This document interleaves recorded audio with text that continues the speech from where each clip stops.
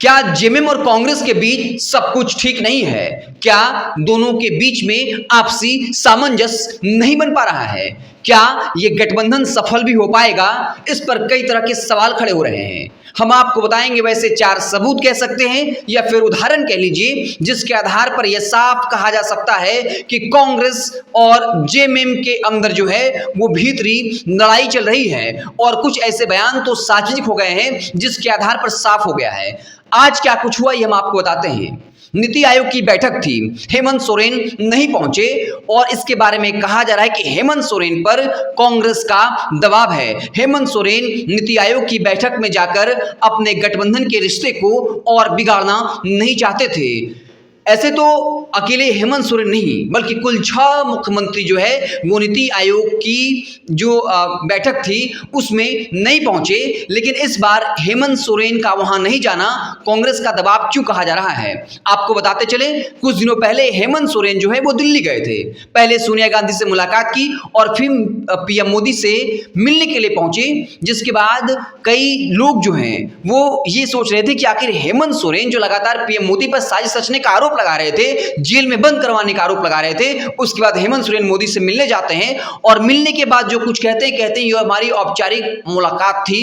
तो अब अगर ऐसा है तो नीति आयोग की बैठक में उस वक्त हेमंत सोरेन ने कहा था कि मैं नीति आयोग की बैठक में जाऊंगा और फिर वहां अपने राज्य की मांग रखेंगे। तो सवाल उठ रहा है कि इस बार हेमंत सोरेन नीति आयोग की बैठक में क्यों नहीं पहुंचे, और इसे कांग्रेस के नाराजगी से जोड़कर देखा जा रहा था।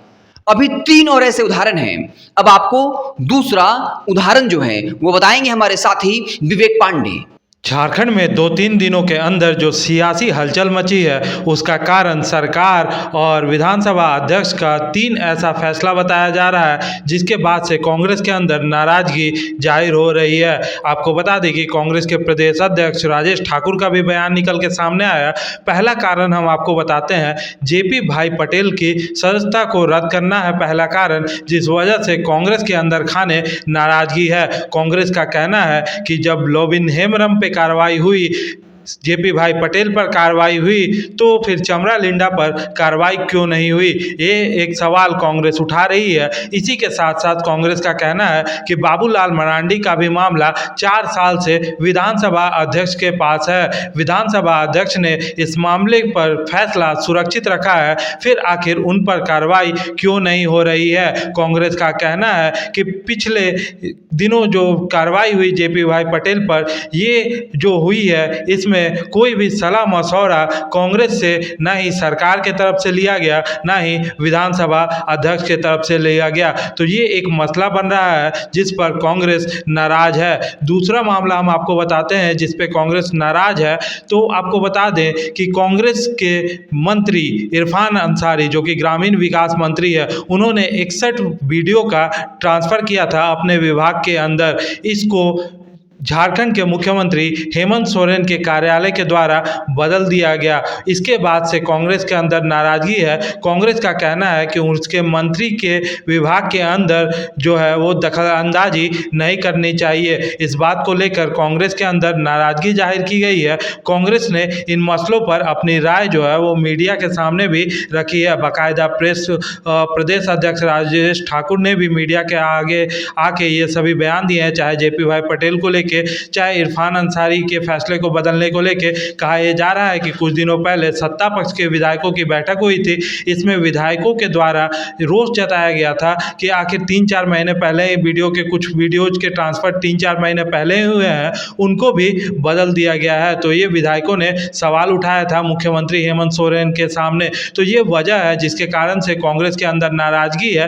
कांग्रेस का कहना है कि सरकार के द्वारा जो भी फैसले लिए जा रहे हैं उस पर दोनों की सहमति होनी चाहिए, मिल बैठकर बात होनी चाहिए, उसके बाद ही फैसले जो है वो सार्वजनिक होने चाहिए। आगे और क्या कारण है ये बताएंगे हमारे साथी हिमांशु जी।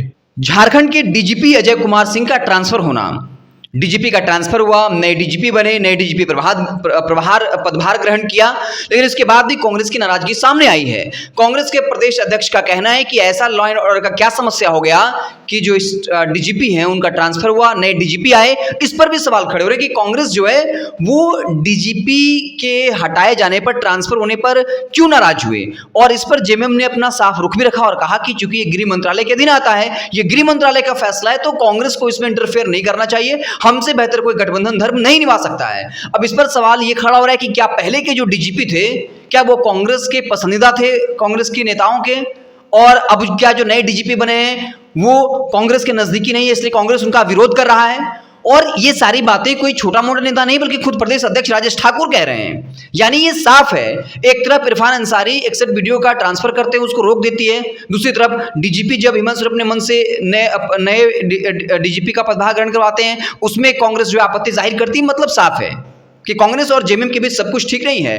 और ऐसे वक्त में जब बयान बाहर निकल कर आ रहे हैं तो नुकसान दोनों को है, क्योंकि ये परसेप्शन तो बन ही रहा है कि आजसू जो है वो बीजेपी के साथ मिलकर सीटों के गठबंधन को लेकर तैयार है, लेकिन ऐन मौके पर किस तरीके से जेएमएम और कांग्रेस जो है वो आपस में भिड़ी पड़ी है और ये गलत नैरेटिव बना रहा है। जो इंडिया गठबंधन के कार्यकर्ता हैं उनके अंदर भी हताशा आ रही है कि आखिर हमारे जो पूरा गठबंधन है वो कर क्या रहे हैं। आरजेडी उधर देख लीजिए आप, कहा कि हम 22 सीटों पर चुनाव लड़ेंगे। अब खबर है कि अगर उनको सीटें नहीं मिलती हैं तो वो हर विधानसभा पर अपने प्रत्याशी को उतार देंगे।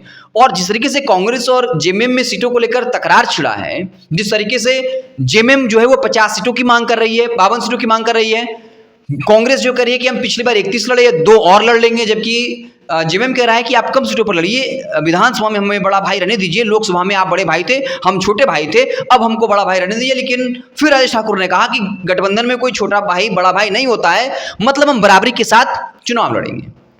इशारा साफ है, ये वो तमाम सबूत कह लीजिए, उदाहरण कह लीजिए, ये सच्ची खबर है जिसके आधार पर ये कहा जा रहा है कि जेएमएम कांग्रेस के भी सब कुछ ठीक नहीं है। और इसी तरह की बयानबाजी आगे तक होता रहा तो फिर इसका नुकसान इंडिया गठबंधन को उठाना पड़ेगा।